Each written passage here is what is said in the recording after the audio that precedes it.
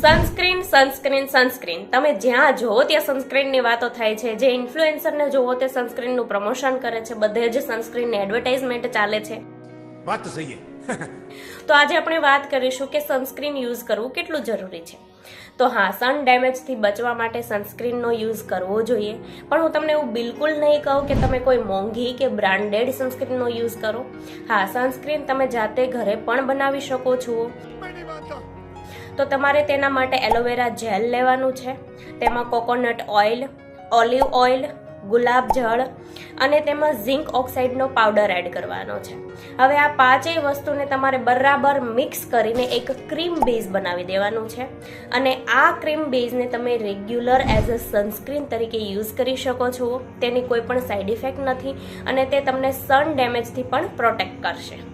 હવે આગળ આવી જ હેલ્પફુલ ઇન્ફોર્મેશન જોવા માટે સબસ્ક્રાઇબ અને ફોલો કરો. અને તમારે આગળ શેના વિશે જાણવું છે, તમને કાંઈ ક્વેશ્ચન છે આયુર્વેદ વિશે, એક્યુપ્રેશર વિશે, હેલ્થ વિશે, તો તમે મને કમેન્ટમાં જણાવી શકો છો.